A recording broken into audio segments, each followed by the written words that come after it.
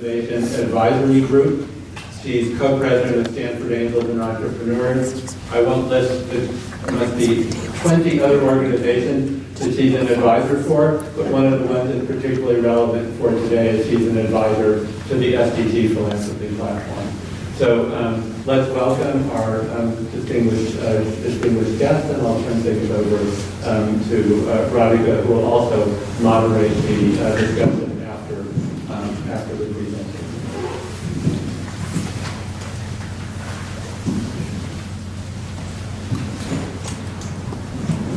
Thank you, David. We're one mic, so let's switch.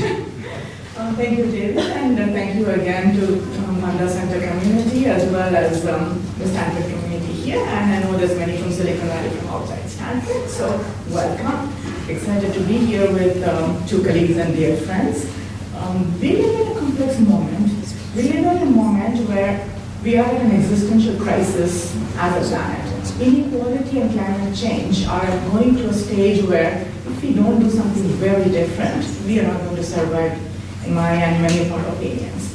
This is why in 2015, most world leaders came together to UN headquarters, and as well as along with the world leaders and UN leadership, and ratified one of the most ambitious set of goals, the Sustainable Development Goals. In recognizing that there are major challenges that we can only work on together, these world leaders came up with 7 extremely ambitious goals, which are also very comprehensive, and these tackle poverty, hunger, climate change, water access, energy access, food access, all the challenges of our time, sustainable production and consumption. And also recognizing that these goals are linked, they are not isolated, these issues are not isolated. They are all affecting each other. And also recognizing that we cannot achieve these goals unless we have the spirit of leaving no one behind.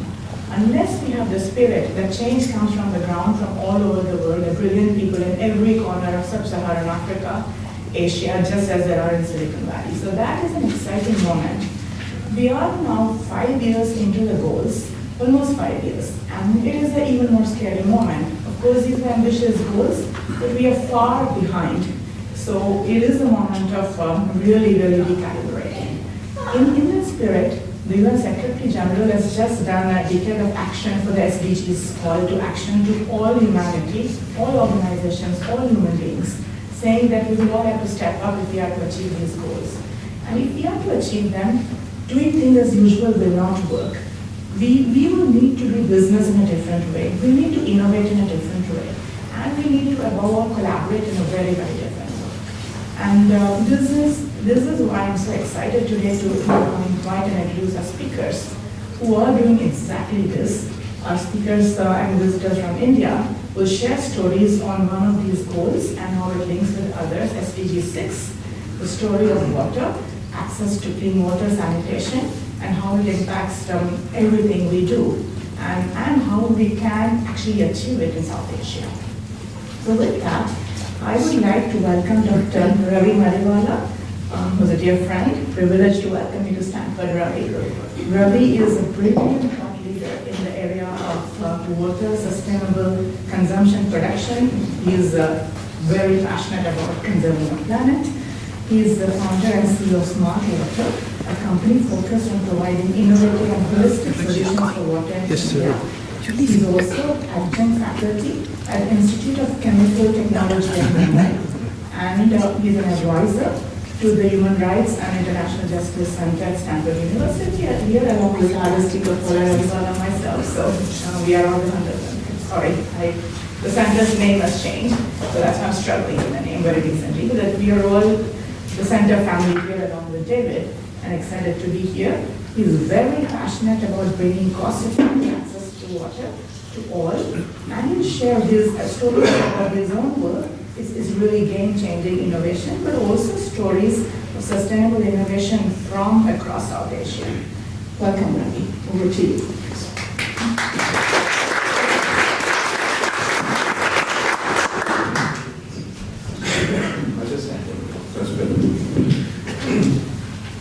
Thank you very much, Radhika. Radhika, you mentioned that in 2015 everybody kind of looked at formulating the SDGs, and interestingly at that point in time only kind of my focus on water changed quite dramatically.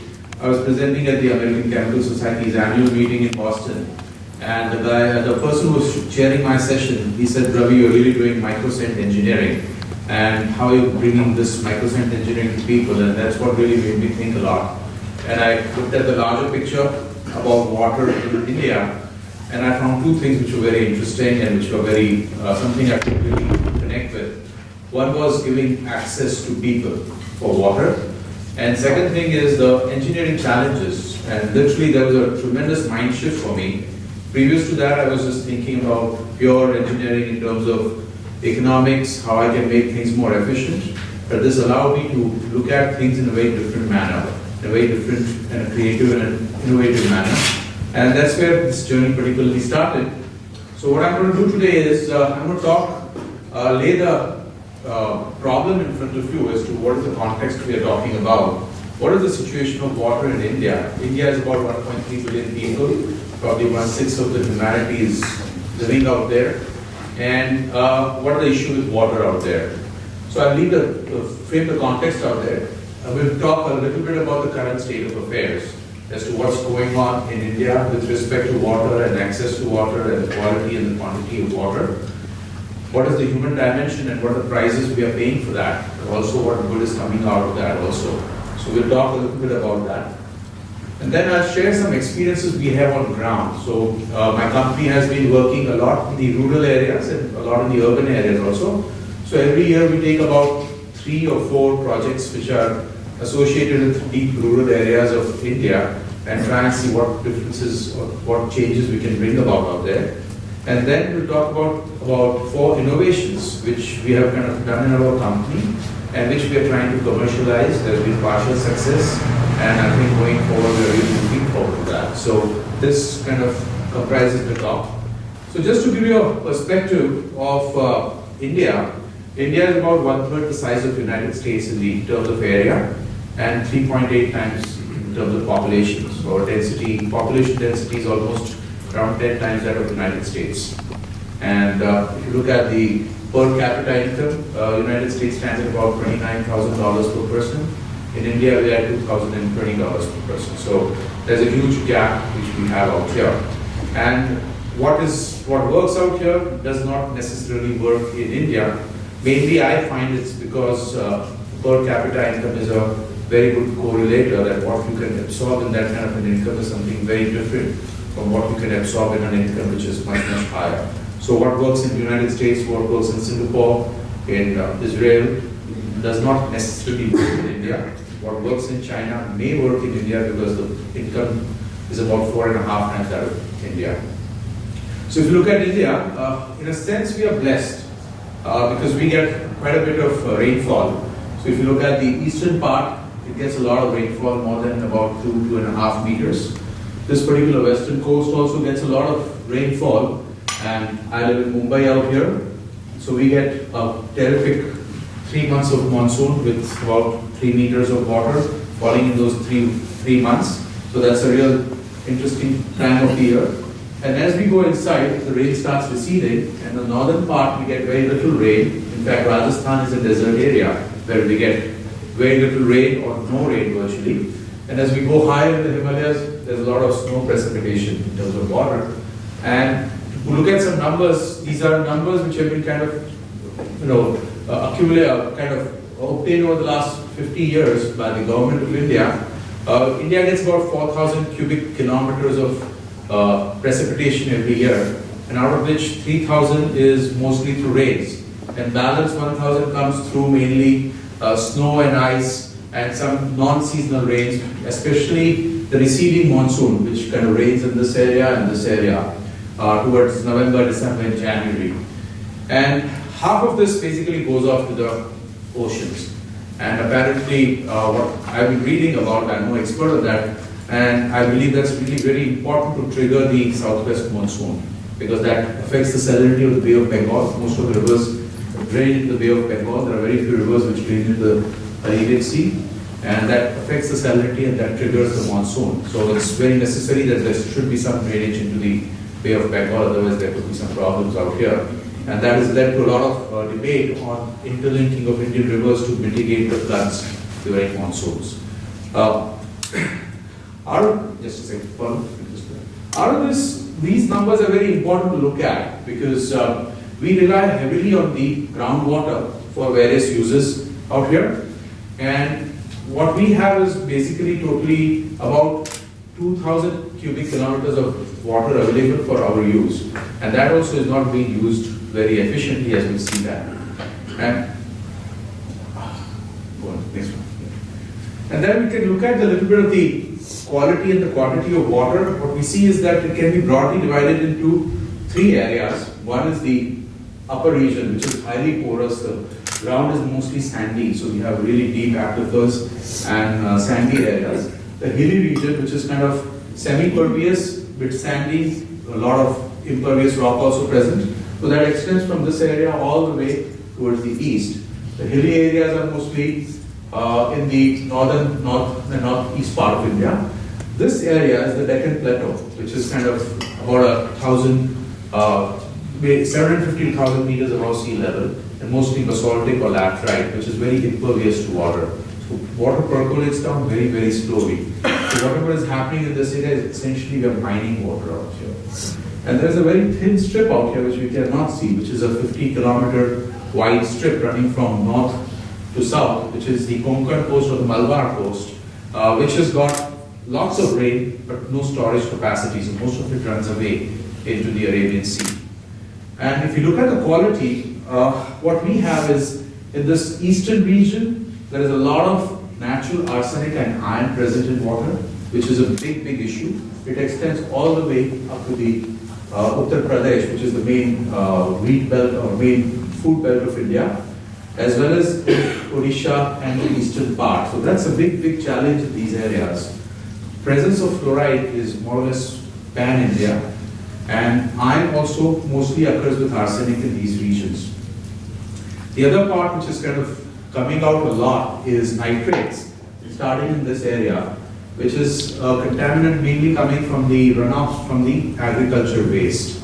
And last one is the salinity. Because of overexploitation of water, the salt levels in water are increasing, so salinity is increasing, and as a result, the soil is getting really disturbed out here and spoiled out here. But the worst of all is the biological contaminants. Our record on sewage is extremely poor, and as a result, most of our potable water sources are getting contaminated quite rapidly. And this is one of the largest challenges going forward, and I'm really concerned about this particular part because we're going to see a lot of emergence of public health issues, and that's going to be really expensive for the country. If I look at the water consumption in India, about 80+% is consumed in agriculture. 82% was a number which was 3 years ago, but I've heard last November, it's gone up to almost about 87 to 88%, which is not auguring too well for us. Potable water, we are using about 5% of the total water for potable use. Industrial and power, which uses about 6% each, and 1% for some other miscellaneous uses, which I'm not very clear about. But that's how the distribution happens. And if you look at it, using around 920 cubic kilometers of water only for agriculture purposes throughout India. That's a huge, huge amount. And next one. If I look at potable water, which is about 56 cubic kilometers per year, we use about 150 million cubic meters per day, and that generates about 78 million cubic meters of sewage per day. And that sewage, India today only has got about a third of that capacity to treat the sewage. So about 2/3 of the sewage is going out into the environment without any treatment. And that is a disaster waiting to happen out here. We are already seeing a lot of issues with that. And this contaminates all the water sources. The number of deaths arising out of water are also huge. And malnutrition is a large problem because of poor quality of water. So if I look at the human cost of it, so one is that because of poor quality of water, access becomes very difficult and we don't have enough infrastructure for access. The health issues are really compounded and the price we are paying, where there is a de facto privatization of water supply. And that is causing us a lot of issues. I'll take each of these issues in a small way, so at least you get a flavor of what's happening. So if you look at access, people without access in India is almost around 19%. That's 163 million on a population of 1.3 billion. So they don't have access to water. They have to walk anywhere between 50 meters to a few kilometers to fetch water. And in certain areas, in the desert areas, women of the house almost walk for 3 to 4 hours daily to just fetch about 3 or 4 pots of water just for their cooking and drinking purpose. The personal hygiene also is at a tremendous discount in this case. People without sanitation, 540 million, almost around 45% of the population. We had a Swachh Bharat movement, which is clean India movement, to end open defecation, which did put up a lot of the toilets, but it was not a complete solution. You had toilets, but no water supply in many cases, and no, in some cases, water supply, but no treatment of sewage. And as a result, it's a partial success. But still, we don't have good quality sanitation to about 540 million people out here.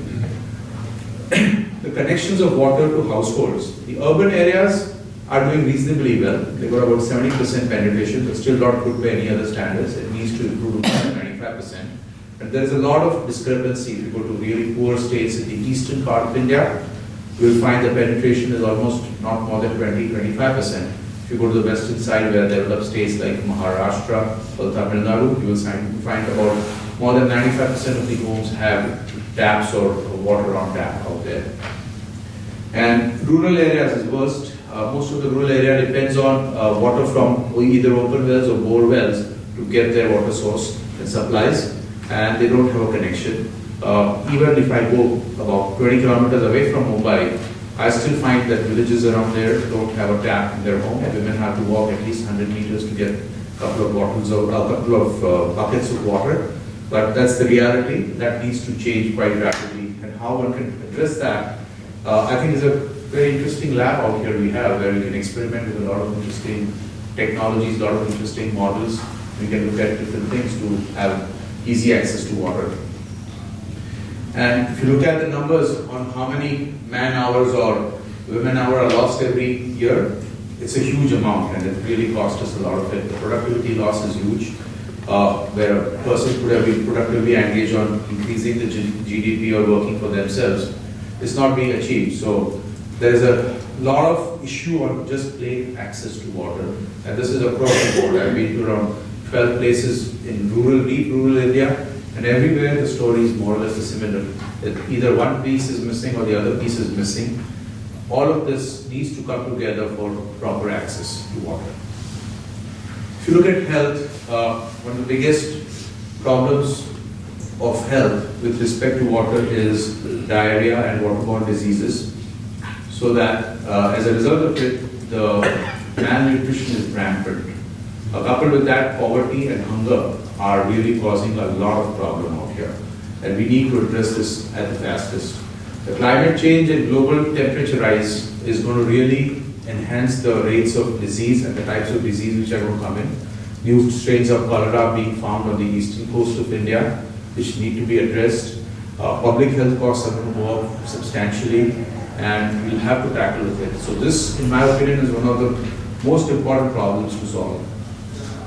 Second thing is that waterborne disease is causing a lot of deaths. About 330,000 children die every year of that. That's a 2015 number, but adults also are affected dramatically because of poor quality of water. And as a result, the productivity loss is also very high. So if I look at the economics of it, I think it is something which is quite alarming. I look at the agri sector, which is the largest consumer of water. And agri sector does not pay anything for water. It's free to them. Apart from that, the electricity to pump water is also free for them. As a result, there is no incentive to change their behavior with respect to water. And I think this is one of the most alarming things. This has been, mind you, going on for hundreds of years. And how do you tackle this mindset change is something which is a very challenging problem. Though people are starting to put their heads together and come up with some solutions, and there are some nice headways into this area, which are going to be quite interesting to look at going forward. And that talks a lot about the changing of cropping patterns, whether we should be doing cane sugar in areas which are deficient in rain, can we reuse sewage, etc. So there's lots of thought processes going on out here.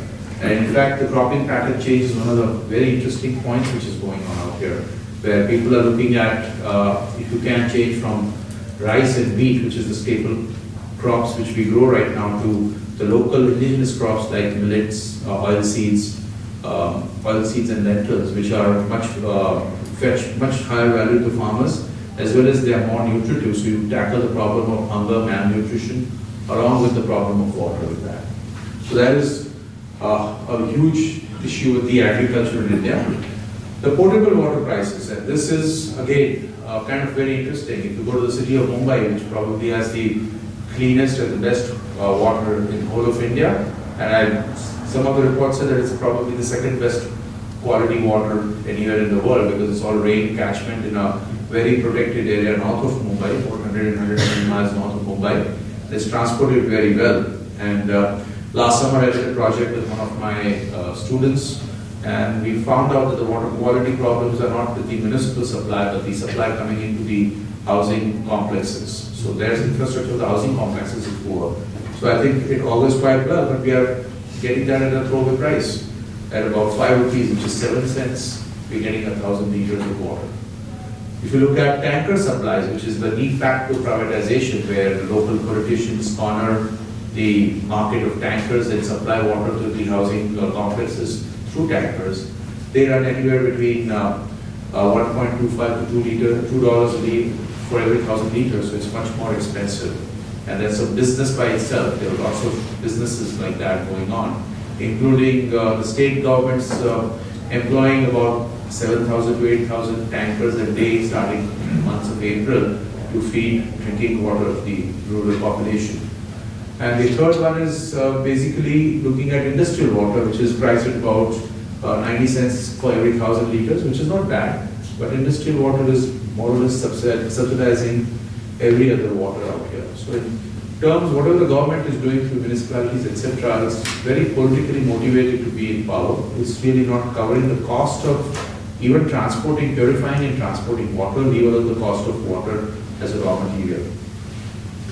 And sewage water is essentially given lip service. So if you walk through some areas of Mumbai, early in the morning you will start getting smells of hydrogen sulfide which is coming out, and of course septic smells. So we can really say that they've been not doing anything out there.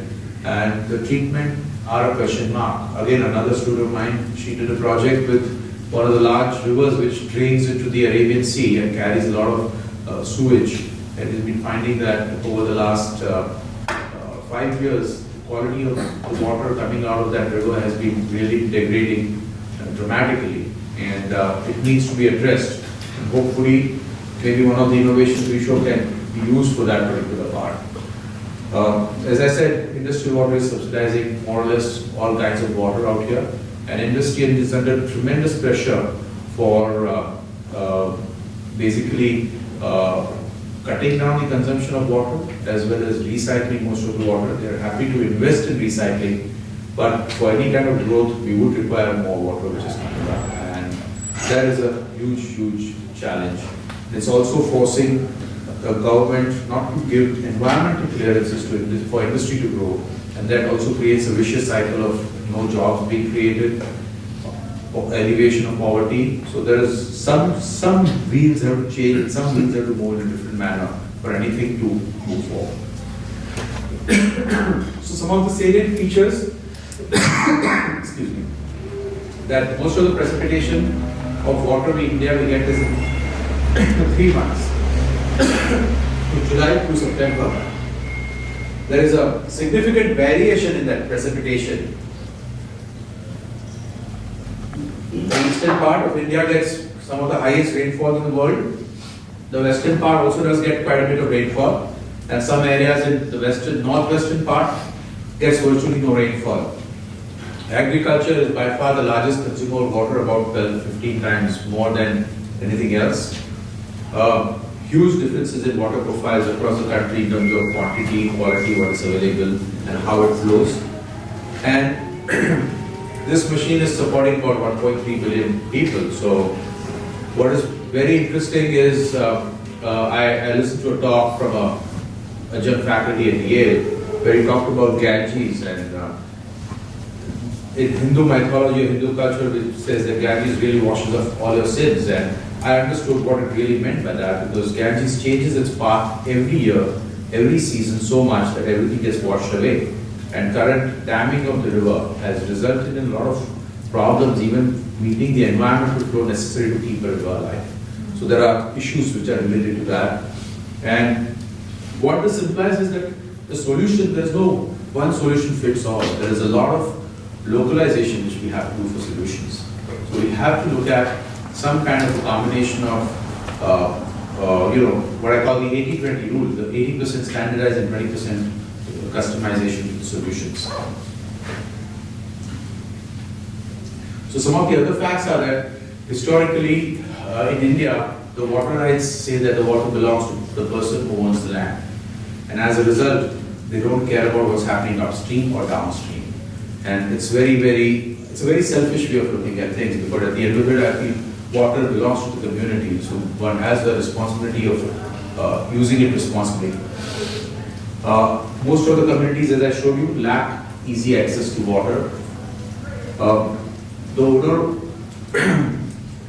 And then no city in India has got any pipe water which runs 24/7. We are given water in different areas of the city for a few hours. Every housing complex collects this water in an underground and overhead tank and uses that and waits for water the next day. This is because the pipelines are leaky, networks are leaky, and they're not metered very properly. And as a result, this causes a lot of problems. And drinking water from the tap, absolute no-no in India. A lot of contamination. I think bottled water is somewhat more safer, but that's a thing which one has to be really careful of, because that's a major cause of a lot of the stomach ailments. We, as a country, are the second largest producer of agri products, but our efficiency with respect to water is almost about 45% of the world average. And we are mostly exporting water as agri commodities. That's how I look at it. I think a similar case also is to be made for Southern California, where they're really exporting a lot of the commodities, and they were really exporting water, if I remember it correctly. My son told me that in one of his classes. So what we really feel is there's more than enough water, but we have failed to manage water properly. And I think this is an area which really needs to be addressed quite in detail and with a lot of urgency. So what I'm going to talk about now is some of our experiences on the ground. We visit various parts of India on invitation by somebody, or we are doing some corporate social responsibility programs. And the reason to do that is to really understand what's happening at the ground level. And these experiences are very interesting, very necessary, and it kind of, for us, it serves as basically a design thinking lab, We like to listen to people, hear people and what they say. It's a lot of fun to talk to them, and the insights and wisdom is also very, very interesting. So I'm going to take you through about 6 or 7 kind of experiences which we have had, and what really is meant by that, and what we learned out of it and put together. So this was a very interesting experience we had in the hill districts of Pauri, Garhwal, which is approximately 300 kilometers east of Delhi, northeast of Delhi. And we went there on behest of the local state minister of tourism and irrigation, said, please do something for us in water. The whole region is quite hilly. The highest altitude we reach is about 9,900 feet, and the lowest runs to about 2,500, 3,000 feet, which is the religious town of Haridwar and Rishikesh, where the river Ganges drains and kind of gathers momentum out there. And we went out here to look at and check out the water supply and pumping stations, which basically pump a lot of water, purify water, and they pump it up higher on the hills and then flow by gravity to various communities out here. And what we found out here was something interesting. These are the kind of old pumping stations we have, typical villages which are there. But these pumping stations and filtration stations, they don't work well. They've been run by a private sector, and the people only know how to start the pumps and stop the pumps. They've never cleaned the filters. They've never tested the water. They have never backwashed the filters to remove the dirt and everything. And so we were out there and they said, yes, this just goes on like this. I said, what do you really do? I said, I come, I switch on the pump for so much time. If there's a choke, then I kind of bypass it, and then I switch it off, and then I go home. And they've been doing this for a while, and sometimes things shut down, so they don't bother to maintain it. And we took the field kits to really test out the water. What we found in this area was that physically and chemically the water was of excellent quality. Biologically, all water was contaminated with coliform E. coli, indicating sewage and practically the whole. So that was very clear. It was across the board, anywhere from 9,900 feet down to 2,500 feet. And as we went down further, the contamination levels increased more and more. So this was one of the most alarming things. You have such a beautiful state, lots of nice greenery, lots of open air, fresh air, but the water is contaminated because there's no care which is being taken with any kind of testing or measurement, and that's what bothered us. But there are also lots of nice green shoots out there. For example, I remember about 15 to 20 years ago traveling in these areas, and most of the time the government was recommending that we use pine tree as a reforestation vegetation.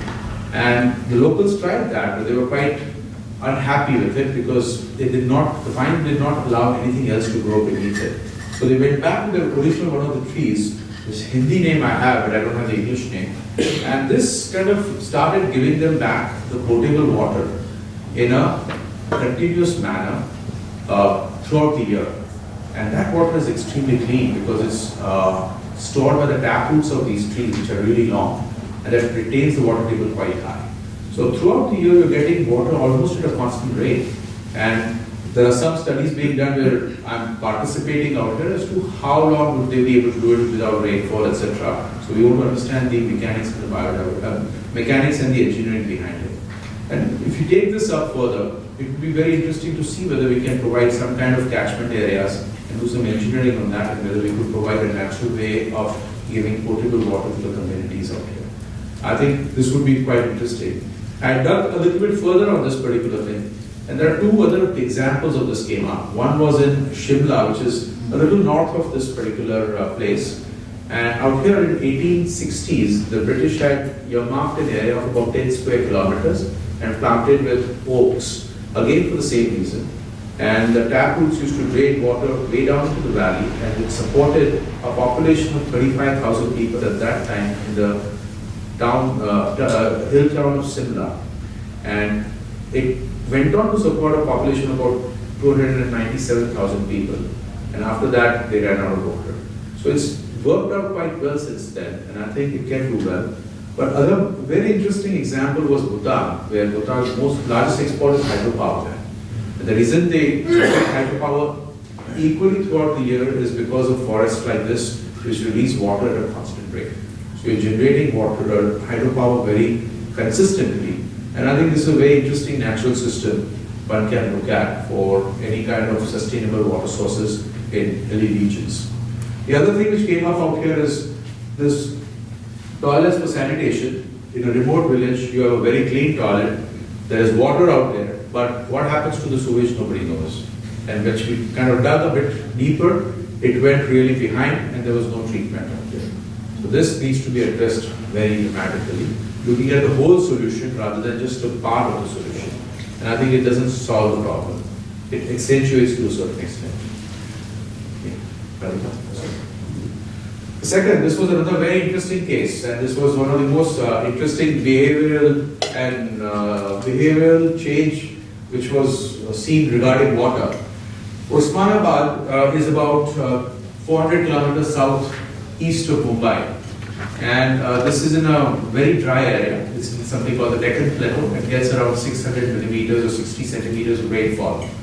And we were called out there by one of the local village headman saying that we want to do something about water, and he heard about us through one of the colleges where we had gone for recruitment. So we said, okay, we'll spend 2 days with you and understand what the issues are. So we went out there and we saw that there was a fantastic river, huge river, lots of water in the middle of March, which was very surprising. We always thought that there was no water in these areas, but the water was full out there. And the problem they had was there was a nice pumping and a filtration station, but it was not working. And the reason it was not working is electricity charges were not paid. As a result, the electricity was cut out. And then we started digging deeper and deeper into the costs of it, and whether revamping of this particular station would help them get the water supply restored or not. And it was like an onion which really made us cry. You know, it just kept on peeling one after the other, but a lot of issues came up, and there was issues on basically inefficient designs, no pricing of water adequately. People wanted it, but they didn't give it. And no maintenance, and as a result, everything was really being destroyed. They spent a lot of money, and then they said we came up with a budget to restart it. And then we thought that whatever the capacities these villages are looking at, really doesn't make sense to have this. We can do a much better job with the absolutely new plant. But they were not able to raise the money for that plant, so we couldn't go forward with that. They even went to the extent of getting the headman who was elected from the opposition. And the opposition said that you please become the headman because you are the only one who can really execute this project. So there was a local wisdom which was there. And he even went to the extent of arranging a local canoeing and a kayaking competition to raise money to do this particular project, but it was not successful on that particular part. So there's a lot of entrepreneurship out there, there's a lot of need out there. And once this cluster of 3 villages heard about us, another about 8 villages came back and said, why don't you do something for us? But again, they don't know the know-how, etc. So there's a lot of social engineering required out here to really engage them and make their problems work out. And what they do currently is, for drinking water, this was the old well, and this is their reverse osmosis, what they call an automated teller machine for water. So everybody collects 3 liters of water, pays some ridiculous sum of 60 rupees for that, and takes it. That's 3 liters, you're almost paying 80 cents for that, which is really steep for about by Indian standards. So, and these models have not worked very well all across India. A lot of issues on maintenance, etc. And you really don't need a reverse osmosis technology for this because power is a problem as well as the wastage is enormous in that case. So this was a very interesting experience out here. Lots of water, no access, plants, etc. So I think looking at it holistically in terms of the right technology applied to the right problem is very necessary out here. And engaging people and making them understand that you at least need to pay a little bit so that plants are maintained out here. This is a very interesting development, working with a corporate where in particular region of Maharashtra, I can't give too many details, but the particular region of Maharashtra, this particular company said that we want a water security for people in a radius of 10 kilometers around our factories. And say we are going to bring in interventions. So they brought in a lot of interventions which were already existing and government had provided them, but they had done them really poorly. And one of the most interesting things was the check dam which was created out here. And it was created by government and made by government, but it was very impervious. So it would allow a lot of the water to drain out very fast. They said, we just want to do one thing. We want to make it absolutely strong and impervious, make it out of concrete properly. They did that, and within 1 year, they saw the groundwater levels rise by almost about 2.5 meters. So a lot of interventions out here. The quality of water in these are also very nice. The people are much more knowledgeable and much more concerned about it. They don't let anything come around it. As a result, the water quality sources are very well preserved. So there's a lot of local wisdom also which is present out here. The other thing is the canals which run through this village in these regions, they were all silted out, which was desilted and made deeper in certain areas for the water to percolate down, again helping in raising the water table levels. And now what they're really interested in is, let us do a water analysis and an online water measurement so that we can tell the local people how much water is going to be available going forward and what kind of crops you could potentially farm. So, Okay, this is a very interesting example in Karnataka, where we looked at sewage. This particular district in Karnataka has got no sewage treatment plants in the rural areas. So what we are seeing out here is a lot of sewage coming out here, a lot of corporate interventions where they're creating channels to collect the sewage. The bathrooms are connected to the channels out here. A natural method of treating sewage, using only plants and trees, no power. Creating a water source which is excellent for agriculture. This is foxtail millet, which is kind of cultivated using treated sewage out here, plus other horticulture products. So this brings about a tremendous ownership for the farmers in that region, because they see that the water is a resource and not as something which they don't care about. And it also cleans up the area. So this was a very interesting example, and the corporate with whom we are working on are looking at basically taking a very audacious target of saying within the next 5 years we want to make this district completely sewage free. This was a very interesting case. This is a small village where I used to hike as a teenager. Two lovely forts, and a couple of villages in the valley between the two forts. And one of the local NGOs said that we want to give access of water to the locals. So they created a water pond very close to the village, and it was completely rejected by the women of the village.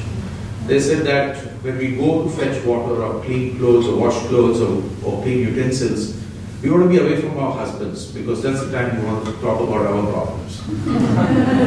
So this is where it kind of completely failed. And what it taught me out here is that listening to people is very important. And second thing is, any kind of change should be a continuous change rather than a step change, which is really disturbing the way of life of people enormously. There are very few people who can deal with that kind of disturbance.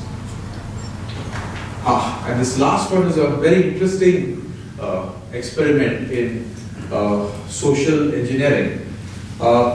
If you go along the banks of River Yamuna or Ganga, you'll find there are lots of ashrams. And ashrams are basically holy men having a congregation where people can stay. And really speaking, what these ashrams are doing are basically providing a social net or a security net for retired people. So this particular ashram, thanks to one of the architects with whom I was working, reached out to me and said, come and solve the water problem for us. So this ashram basically houses around 20,000 disciples from all over the world. They got lots of money. Look at the temple which they've set up and made from marble imported from the mines in Italy. And it's on the banks of River Yamuna. And we looked at the water of River Yamuna. What we found is it was diluted sewage. And we convinced them that the sewage is not good enough. We could do a lot of processing on that. It was a tremendous task. We did not succeed on that. It's probably the only place in the world where a water treatment plant starts with a sewage treatment plant as the first step. And we did that, but they were not interested in it. They still process the water in a traditional way, using a lot of power.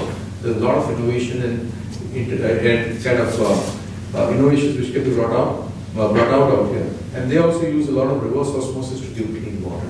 So when you're using so much of power to remove the bacteria and viruses, there are much better ways of doing that, and which really needs to be understood and communicated well. So what I say is that the cultural trait, what they believe is in God we trust. So whatever the water comes out, we're going to be happy. God will take care of us. They're not really looking at the scientific solutions out there. So there's a lot of myths which need to be destroyed. There's a lot of education which needs to be done. So if I was to look at the elements of a successful model for any kind of rural engagement with respect to water, I say we can basically break it down into 4 pillars. One is engage and communicate. I think communicating with the community, whenever you go out there, communities always look at you with some kind of a suspicion. So engaging them over a period of time is very necessary. Give that little bit of a time so that at least they warm up to you as to what you're talking, what you're saying. Communicate with them in local language, educate them what is happening. They're quite savvy. They're all connected with mobiles and YouTubes and internet. They're quite savvy about the whole thing. The next part is building trust. I think that becomes very important. They always view in a way, because of the historical context, is you want something and it's a quid pro quo kind of arrangement. But if you build trust, you take actions and show them results, they're very happy to look at that and take it forward. The next one is build interdependence. Giving anything free, which we find has got no value. It doesn't work, doesn't run. If there's an interdependence where they are seeing a benefit, and that benefit only arises because of the technology provider, and I think that works very nice. And the last element is price it. It's a very contrary view for a resource like water, but unless you price it, you will not realize the value of it, and you will only see consumption. If you price it, you'll start seeing the demand for it very clearly. So what I always maintain is, and I always say to my colleagues, is there is no high tech or low tech, there is always right tech, which the particular market can absorb, and that's what I really mean by this. So based on this, I'll share about the 4 innovations which we have kind of worked on out here, and which we are really exploring deeper and deeper, which is providing the right tech. I talked a little bit about this particular part, is creating forests and plants with deep tap roots which can retain water and give it out. So I will not dwell too much upon it. And out here there's a lot of role which needs to be played by the biology, botany, and other sciences also, including soil sciences. If this can be done and engineered well, I think this would be a very innovative solution, a very futuristic solution, a very natural solution.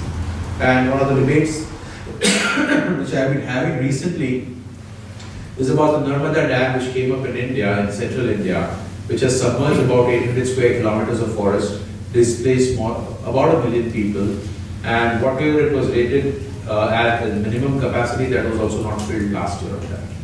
So there is always a question mark, debates and such things which can go on out here.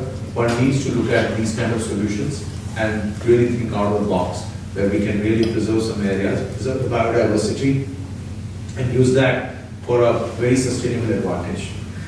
This is a technology which we licensed from one of the labs in India and have really improvised a lot, called phytoremediation, mainly used for treatment of sewage.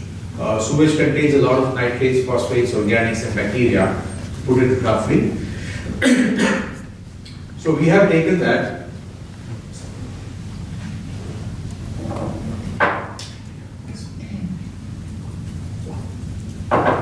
and when we run it through this particular process, we get pretty clean water. It meets most of the standards which are there for at least agriculture without any further treatment. The beauty of this is it doesn't require power. Gravity flow, natural materials, natural plants allows us to treat the sewage really well. And it's got a huge flexibility in terms of what kind of configurations one can have. You can have a linear configuration, a rectangular, a kind of a very polygonal configuration, and a distributed configuration where every household in the village can have first part of it and a common part where it can treat the rest of the sewage. And the water coming out is really very good for agriculture, and it's very rich in some of the nutrients. Next one. So the key advantage of very low power, very easy construction, low maintenance, water usage is very good for agriculture. It's a very cost-effective solution for over its lifespan, and a very flexible configuration. What we get out of this is a very biologically stable water. So it doesn't discolor, it doesn't develop an odor when you store it. It helps in preservation of water sources, prevention of eutrophication, whereby the lakes become green because of excess nitrogen and phosphorus. It's got very low carbon footprint. So it's a very sustainable technology. It's like an engineered wetland which is cleaning these things up, but in a much smaller area. So this is something which we are really interested in pushing it further. It can treat various kinds of water, and one of the very interesting applications has come out is the dairy wastewater. In India, there are lots of milk collection centers, and they require sewage treatment or effluent treatment plant, where it works very nicely because those rural areas don't have power. There's nobody to look after them. So these plants work very well. They have got lots of flexibility in terms of the turn down ratios. So these plants work really well out there. So that's one of the areas where we focused on.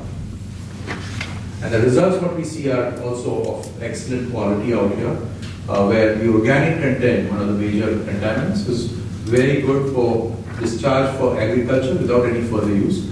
A little bit of polishing can render it almost coming close to potable water, but we still don't recommend it until we do a little bit more of work on this.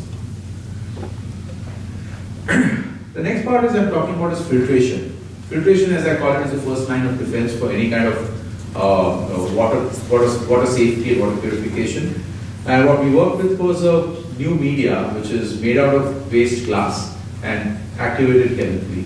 It's got a long life, much compact units, and the best part is it can really remove the particle sizes which are typically quite small, about 7 to 8 microns, versus your normal sand and carbon filters which do around 20 microns, well-run sand filters do around 20 microns. And it also removes some organics, not fully as much as the carbon, but it gives a tremendous advantage over the regular filters. So this was another innovation which we are really pushing, and if we can adjust the grades, we can really cut down on the particle suspended matters which come through the turbidity of water, the bacteria filtration. So a lot of work can be done on this, and a lot of optimization is going on out there. And we can put it in existing filters, we can configure new filters with it, we can use it just under gravity flow. So this also offers a lot of flexibility to us, and this we are really been pushing, and we got a lot of success on that. And the last one which we have is something called softening of water. We all know what softening, and I'll just quickly run you through that. It's basically removing salts which don't allow the lather to form, mainly calcium and magnesium salts. And groundwater, which comes from bore wells or tube wells, has a lot of calcium and magnesium, and it gives you a weird taste, a little bitterish taste, as well as some of the health reports have said that it's not good for kidneys, and it's not good for hair loss. So removal of calcium and magnesium is quite important. And what exists right now is two technologies. One is a soda lime process, which is an age-old process. Excellent process, but works very well with large volumes. Requires human intervention because any kind of inline analysis has to be done, and that's not been automated.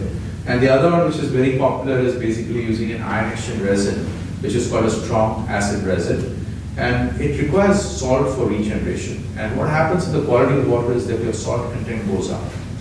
Now, what has happened is that around some of the metros where new housing complexes are coming up, what we find with the groundwater is if we can treat them with our technology called weak acid technology, it removes the hardness and also removes the salt. So sometimes the water which is falling outside the potable range suddenly become potable now, without using anything like a reverse osmosis, which is power hungry and very inefficient. Here we get water recoveries of about 96+%, and power consumption is just like the strong acid technology. So this has been an enormous innovation, and we almost have now around close to about 12 installations of that, processing to the tune of around 6 million liters of water per day. So this has really worked out very nicely. And a very interesting advantage of this is this particular technology can remove iron and manganese, which is also present in a lot of the areas where the soil is of a laterite kind. So this is very, we are very, very bullish on this technology going forward, where we can do a lot of work in this way. So if I look at the SDGs, if I want to take the SDG 6, which is related to water and sanitation forward, it also implies that a lot of the other SDGs are getting impacted positively by it. And one of the two things which I would like to leave with thought is, can we create a kind of a vocation of water technicians who can go around maintaining these plants, measurement of water, measurement of the quality of water, managing this data, because that would be really helpful in doing more work. And one of the biggest challenges for me today is how can I scale this to a much wider reach and much wider audience. Thank you very much for your time. I'm very happy to.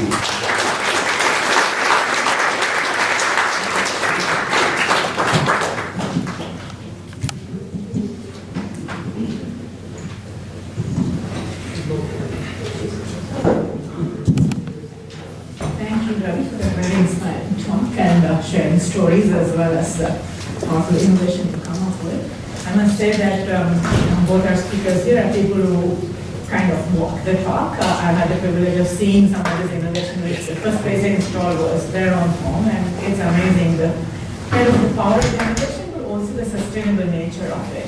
It is a very inspiring story as well. And our next speaker is Paula Mariwala. Welcome, Paula. Paula and I went to school together at Stanford a long time ago, old friends. Paula is a venture capitalist and social impact investor based in India. She's the founder and MD of Seed Fund Advisors, an early stage VC fund in India. She's also founder and co-president of Stanford Angels and Entrepreneurs in India, bringing the tech innovation and investment community together. I'm passionate about women's empowerment and intersectionality of gender and the SDGs. And water and gender are also linked. She'll be sharing some of those stories. And of course, she's also an advisor to the Human Rights and International Justice Center at Stanford. And welcome, Paula. And love to hear your perspectives, connecting some of these dots, the role of technology, investment. Thanks, Radhika. Sorry. Just is that because? No. The taping. Please,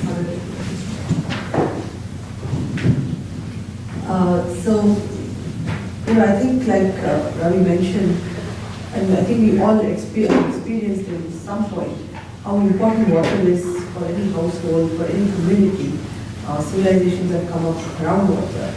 For various reasons, it's the woman who somehow decides how the water or how all the resources are going to be shared.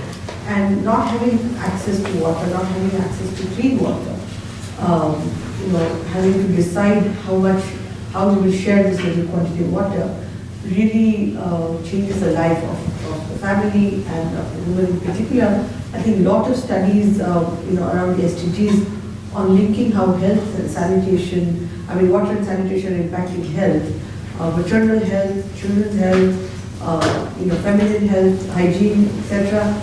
And we see it in developing countries like India and Africa, how just important having access to clean water is for women per se. Ravi mentioned some statistics on how much women walk, how much of their time is spent in that. I will just share one experience. This is in an urban area, in one of the slums in Mumbai. There was a lot of, we were working in a community school, and the children were just coming very agitated, and everything seemed to be very negative. And we told the children, let's find out what is the cause of this, lot of angst in this community.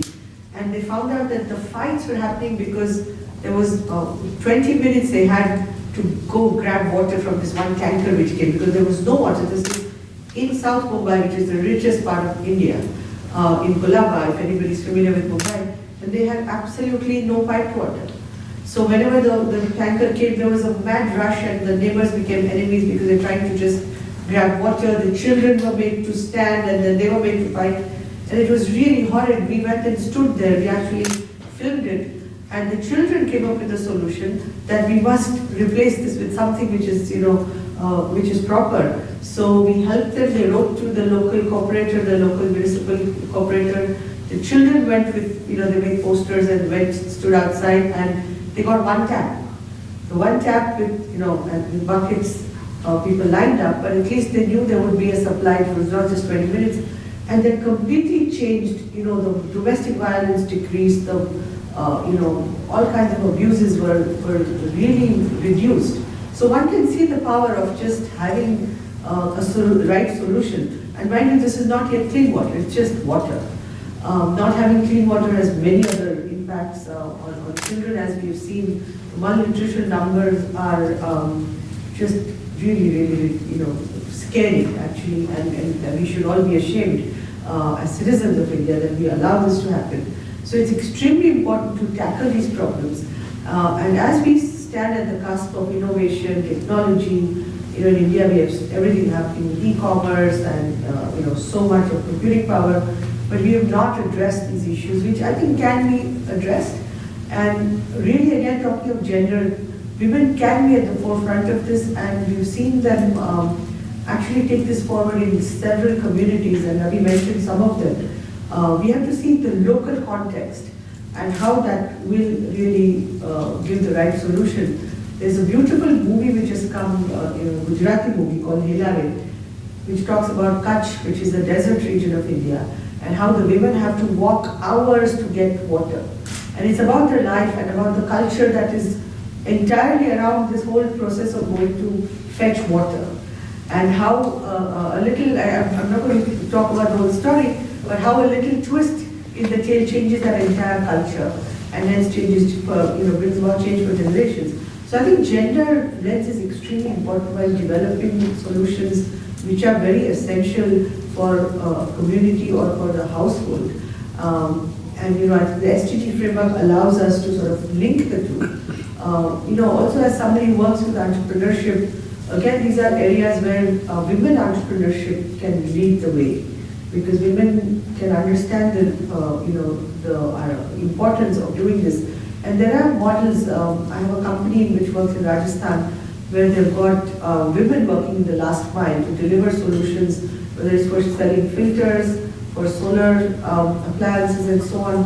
And it's been extremely effective. People have been able to get microloans. The women are using them effectively and coming up with business models. So I think business model innovation is as important. The cultural context is important. Then we have, like Ravi mentioned in his talk, we need a holistic solution. Just putting up toilets to save women from, the fear of open defecation, that's just not enough. And we tend to slice these out, the problems and solutions. We really need holistic solutions. And I'm happy to note that a lot of it is happening on the ground. A lot of women groups, a lot of self-help groups work along with innovators and are coming up with solutions. Of course, a lot more needs to be done. And I'm sure all of you have some ideas, and you may have seen things happening in Sub-Saharan Africa. Also, there's a lot of stuff happening where women are leading. So I'm sure we can. Another thing that Ravi mentioned, which is very important, is education and advocacy. And again, that can start from home, from the women. We have to integrate some of these things in the curriculum, environmental education, just awareness of what happens to the resources. And that, I think the government really needs to take it up to continue this kind of education in all levels.